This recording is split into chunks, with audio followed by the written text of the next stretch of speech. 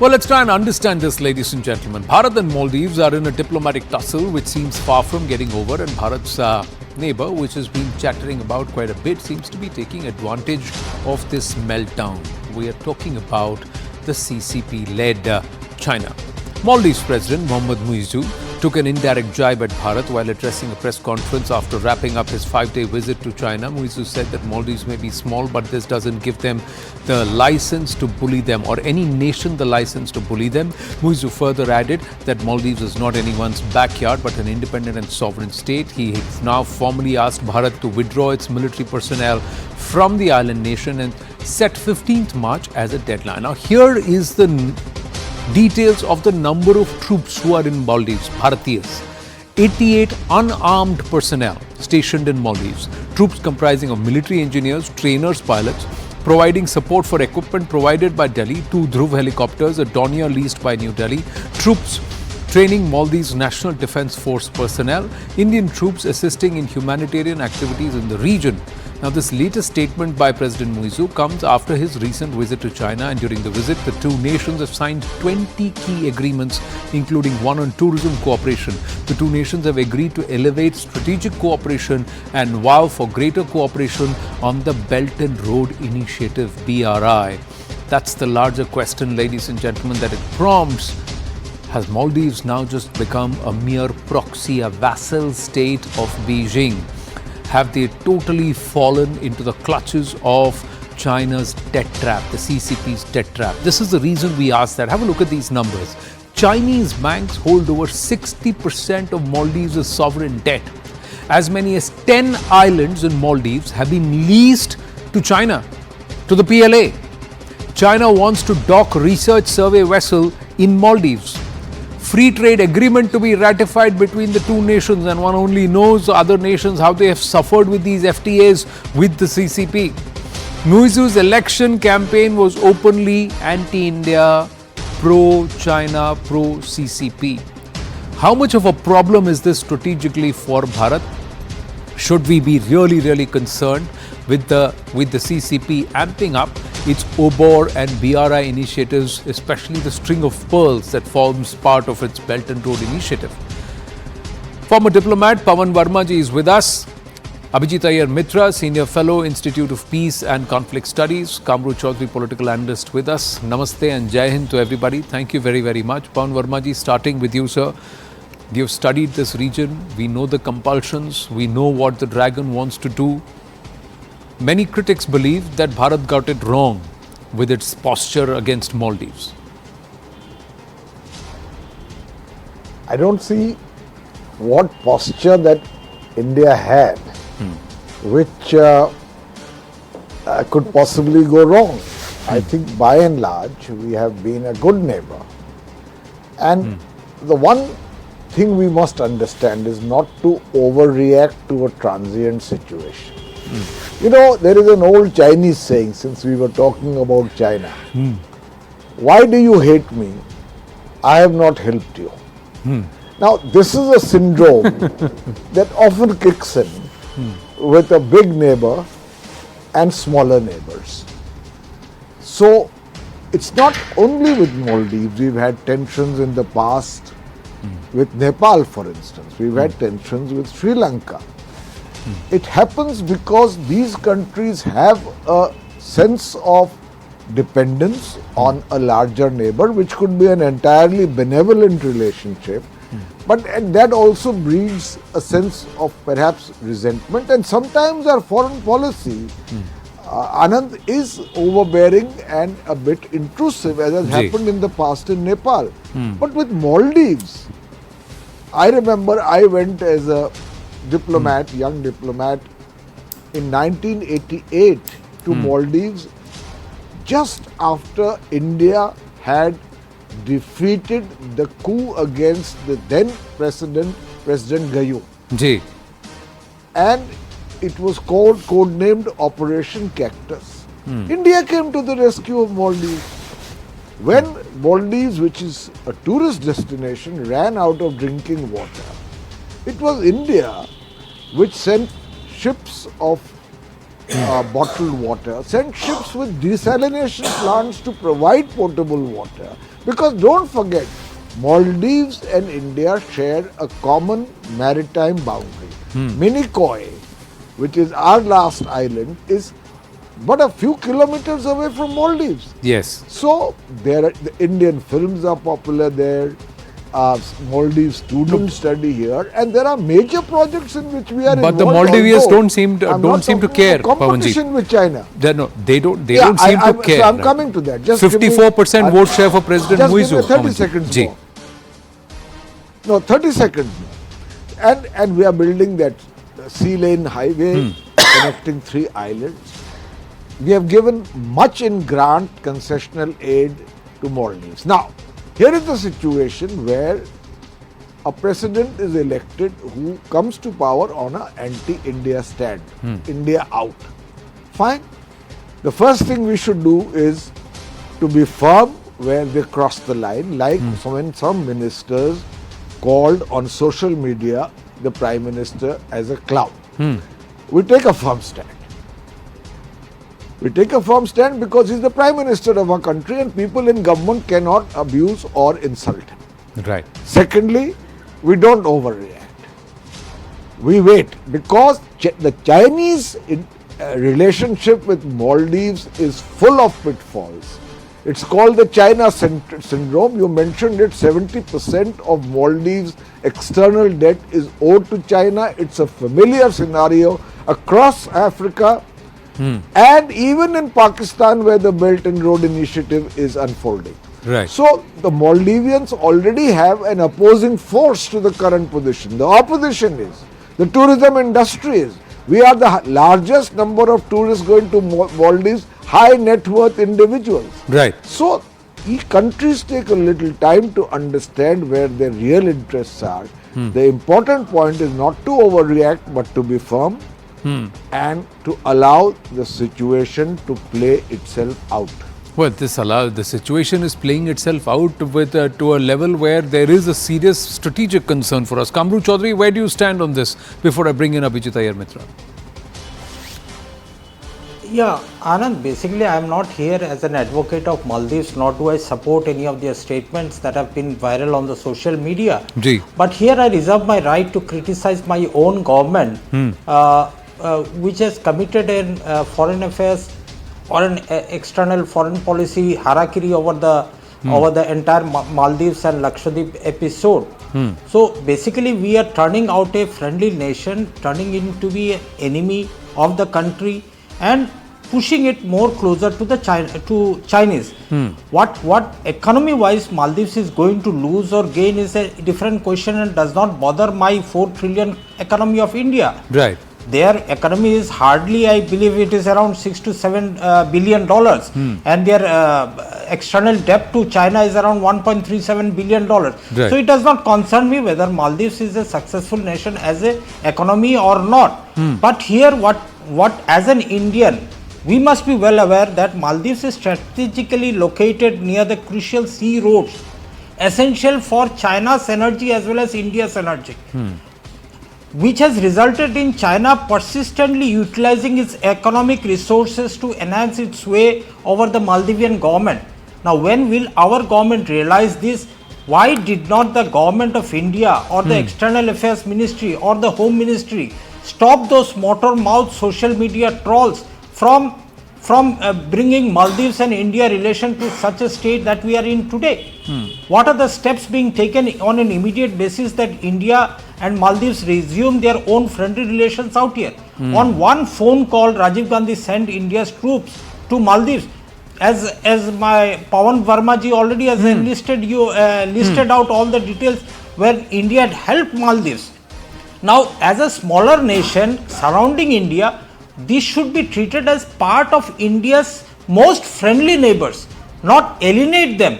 Once you alienate these sovereign nations, they will get back to our enemies, which is detrimental. Kamru Chaudhary, I can shake hands with you only if you want to shake hands with me.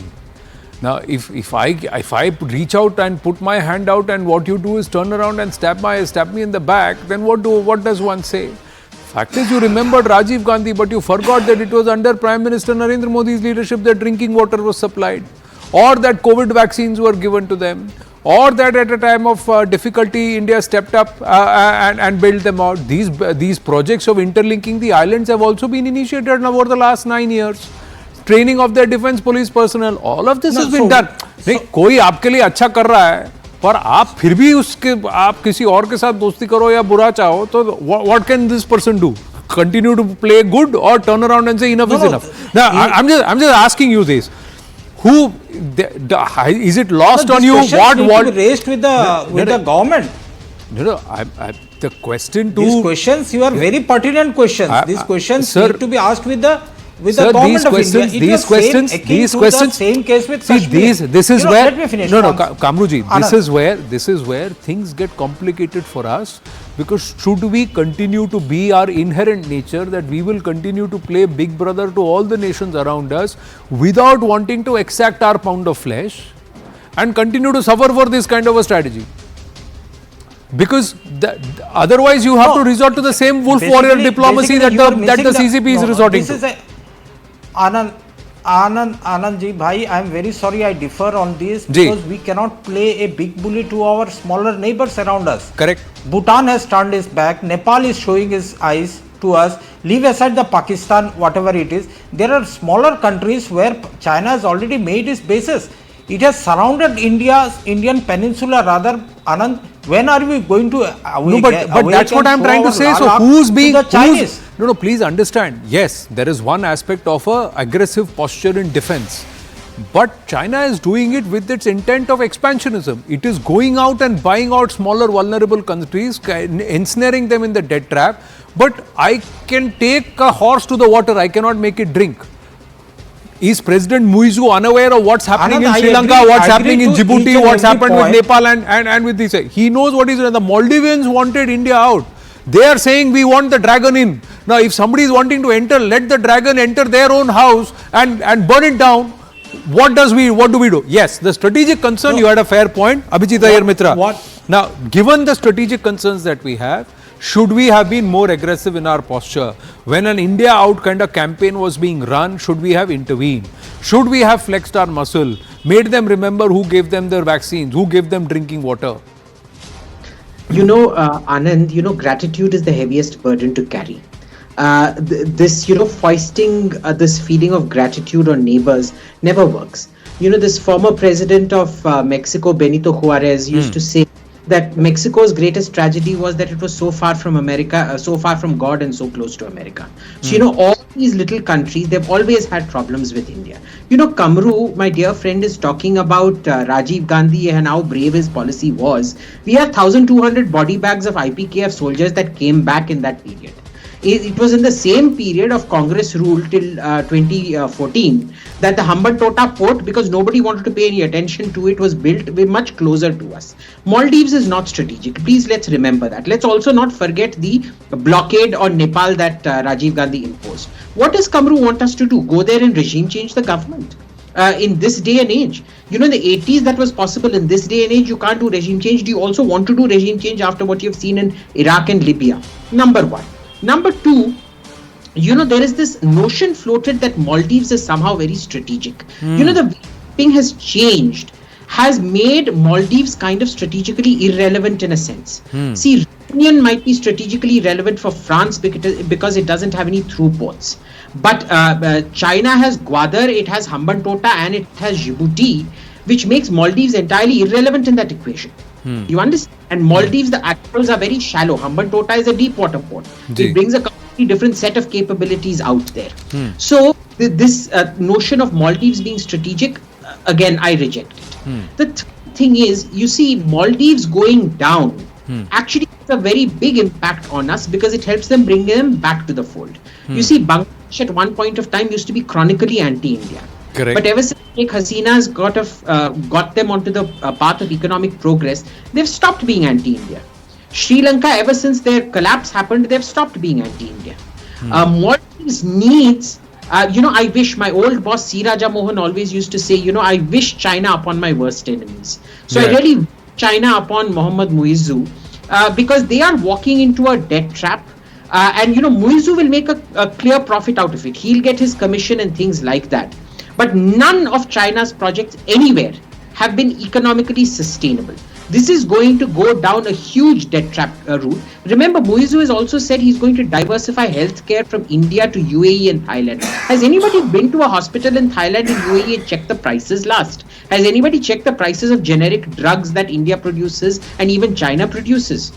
He is going to end up spending 16, 17 times the amount on all diversification programs, money that he does not have, which is going to bankrupt. And unlike the previous century where when you went bankrupt, you got occupied by the power that you've defaulted to, here power don't come in. Argentina has been in default. Nobody's ever been able to enforce anything against Argentina, you see. Yeah. Sri Lanka on default, which of their assets have been seized internationally? Anand, can I come in? Amru, sorry, I haven't interrupted you. Please let me finish. So, these notions, we are still belaboring under these 1980s and forget 1980s. We're belaboring under 1880s notions. Let the Maldives go under. Kuch nahi hota hai hamara. Short-term loss, yes, there will be some short-term loss. There will be some more increased Chinese patrols. Long-term, it's very good for us. I have no fear about this. Yes, Kamru Chaudhary, and then I'll go back to Pawan Verma ji. No, basically what Mr. Iyer is suggesting out here, there cannot be any comparison. The attitude simply that Mr. Iyer has is the same as the social media trolls like Mr. Sinha, who started a Twitter war on basically bullying a smaller country like this. On my part, I believe that we should not be bullying all those countries. However, they may be errant in their foreign policy, but it's a time that India plays a bigger brother, handhold these younger countries and take them along.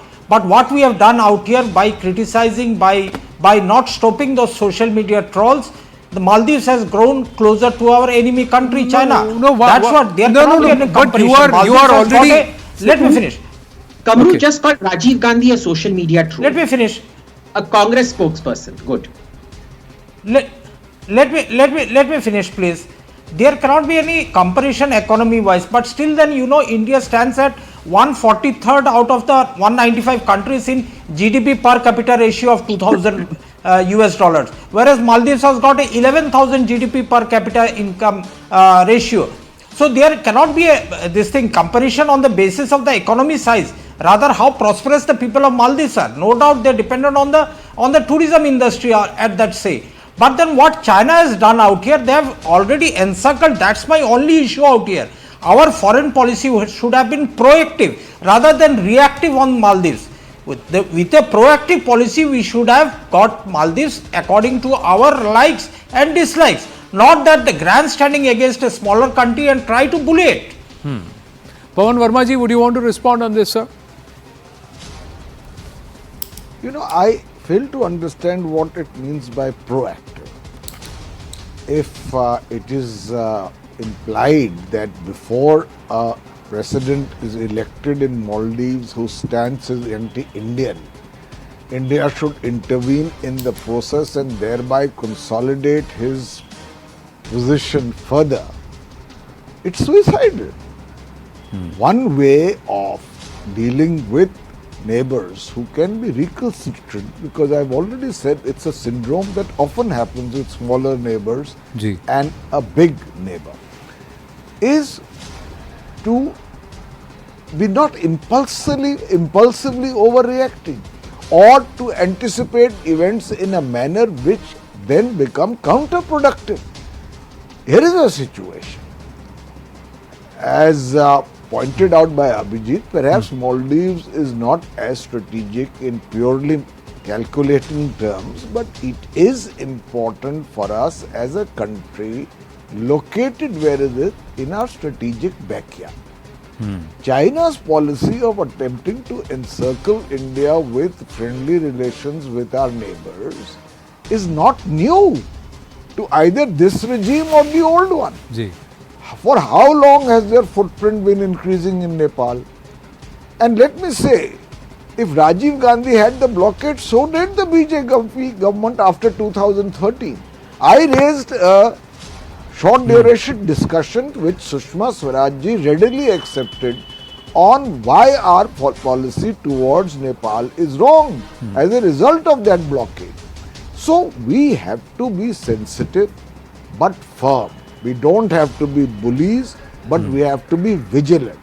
And for that, my own feeling is that Muizzi will have sufficient opposition in due course from the citizens of Maldives who will no doubt suffer, because tourism is the mainstay of their economy. Ji. I mean, there's no point trying to project Maldives as more developed than us, because on per capita terms, its population of 550,000 earns more. The economy is disproportionately balanced based on tourism. India is a big factor in that. And high net worth individuals for whom Maldives is a neighboring country. Correct. So therefore, already the opposition is expressing concern. And already there is the fears being raised in Maldives of a debt trap. Let the situation play out, but I will put one caveat. Ji.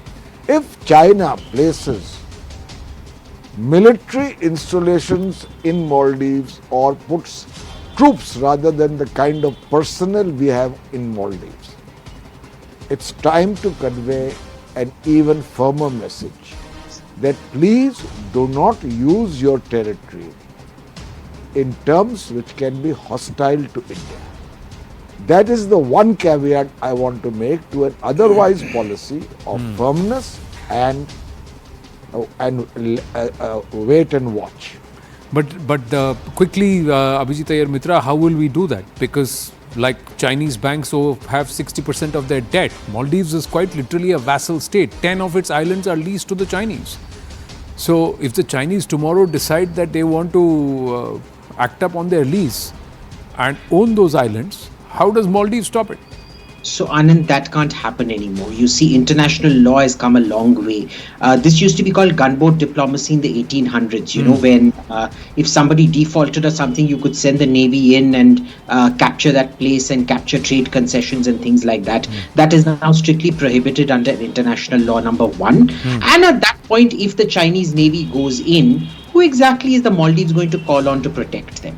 So, you know, we actually have very good cause. It's pretty much like Rajiv Gandhi going into Sri Lanka. Remember, we did not go into Sri Lanka without an invitation. President Jayawardene invited us in to sort that problem out in Jaffna in the 1980s. So it is the same, of course, we kind of pressured him a bit to do that.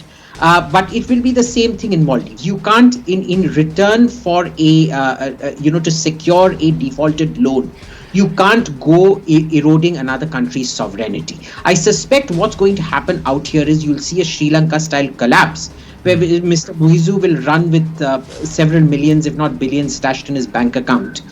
The people of the Maldives, you can't just hold them collectively responsible, because everybody gets taken in by demagogues every now and then. There's nothing anyone can do about it. Right. Thank you. Thank you very much, Kamru Chaudhary, Pawan Verma ji, and also Abhijit Iyer Mitra. Let's see how this all plays out. It's a matter of patience. We need to keep a close eye, watch it with a hawk's eye. If there is a certain level of military intent that's shown by the PLA, we must pull up. Otherwise, Maldives will come around. That's what the experts believe. We're going to take a very, very short break. When we come back, it's an interesting series that we're attempting ahead of Pran Pratishtha, ladies and gentlemen. It's the Ram series, the Ram Mandir series, the first of the conversations around Ram, Bharat and Hindutva, decoding symbolism and significance. Stay with us.